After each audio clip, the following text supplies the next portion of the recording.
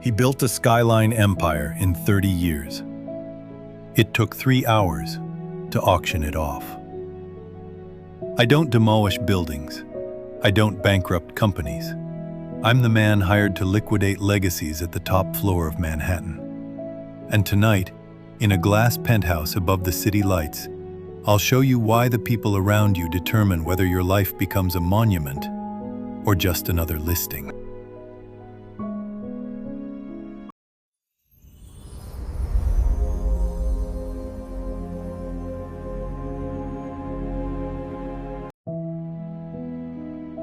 In a glass tower overlooking Central Park lived a man named Leonard Hale.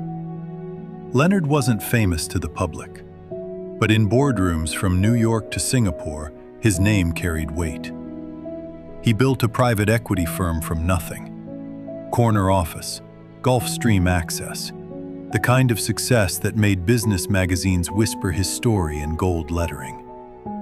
And now, I was standing in his penthouse the week after his funeral. Italian marble floors, original Basquiat on the wall. A climate-controlled wine vault worth more than most homes. My job? Catalog, price, sell. To outsiders, I'm an auction director. In reality, I'm a curator of final chapters. I've learned something standing in rooms like this.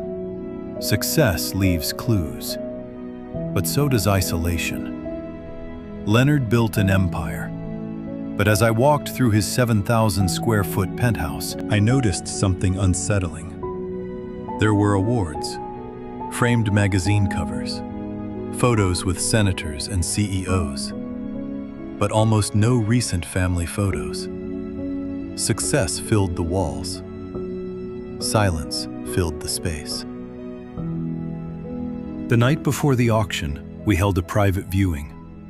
Hedge fund managers, art collectors, tech founders in tailored suits pretending not to stare at each other's watches.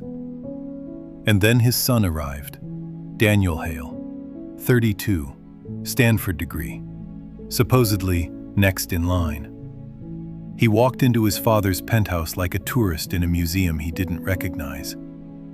I handed him the inventory tablet. He scanned it. "Is this everything?" he asked. "Everything tangible," I said. He gave a half smile. "Yeah, that sounds about right." Later, I found him alone in the office overlooking the city. "You worked with my father?" "No, I work after men like your father." He nodded. "He always said your network is your net worth." He paused. But I don't think he realized something. "What's that?" "If your network doesn't grow with you, it shrinks you." That's when he told me the truth. Leonard outgrew his childhood friends early, outgrew his college circle, outgrew anyone who didn't match his ambition. At first, it sharpened him, but over time, he stopped building circles. He built walls. Here's what nobody tells you about rising. Growth changes altitude, and altitude changes oxygen. When you elevate your ambition, some people can't breathe at your level, so they pull you down to where it's comfortable. Not because they hate you, because they fear losing you. I've seen this pattern over and over. Founders who cut off every friend who didn't level up. Executives who stayed in circles that mocked ambition. Two extremes. One isolates you, the other suffocates you. Leonard chose isolation. Daniel chose differently.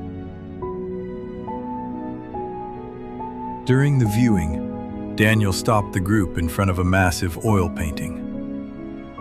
"My dad bought this the year I turned 12, he said. "Missed my birthday dinner for it." The room went quiet. You can calculate EBITDA, project ROI, model growth, but you can't model regret. He looked at me. My dad thought if he surrounded himself with only the sharpest minds, he'd never slow down. He became extraordinary. But somewhere along the way, he stopped being reachable. Daniel walked over to the dining table, a custom walnut piece that could seat 16. We never filled this. 16 chairs. A lifetime of success. Rarely more than 3 people. That's when I understood something profound. Your circle determines your ceiling, but it also determines your warmth. The next morning, the auction began. The Basquiat sold. The wine collection shattered records. The penthouse closed within hours. Millions moved in minutes. When it was over, Daniel stood in the empty living room staring at the skyline. Do you know what I inherited? I assumed he meant the trust. He shook his head.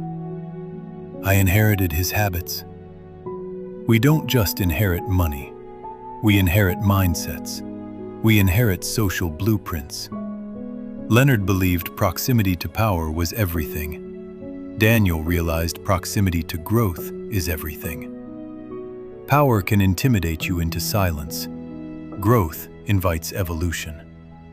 If the 5 people around you mock your ambition, fear your risk, or settle for less, you will adjust your dreams to stay loved. Belonging is powerful. Most people would rather stay small together than grow alone. But here's the paradox I've witnessed in penthouses and studio apartments alike. Temporary loneliness creates permanent expansion. Permanent comfort creates permanent regret. By sunset, the penthouse was hollow. No art, no furniture, just floor-to-ceiling glass and city lights. Daniel walked toward the window. When I build my company, he said, I'm choosing my circle differently. How? I'll stay close to people who challenge me, but I'll never upgrade my network by downgrading my humanity. That line stayed with me. I've seen too many men reach the summit and realize they climbed alone. Success without shared growth becomes sterile. But staying in a stagnant circle out of guilt is slow self-erasure. The truth is this: you don't need to abandon everyone, but you must be intentional about who shapes your altitude. Gravity is real. If 5 people are drifting, you drift. If 5 people are building, you build. Not because you lack strength, but because humans mirror their environment.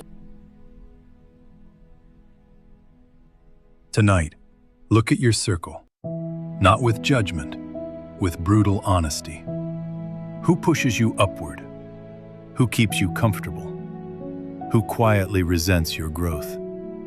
And the harder question, who are you pulling down? You don't have to burn bridges, but you may need to change proximity.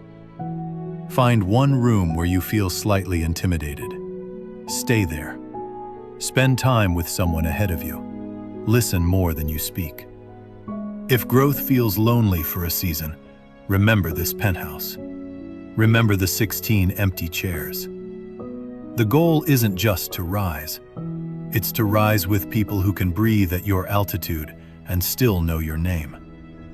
Because at the end of every empire, everything becomes inventory, except the people who grew with you. If you're ready to choose expansion over comfort, this is Tales of Life and Wisdom. Let's build something that outlives the auction.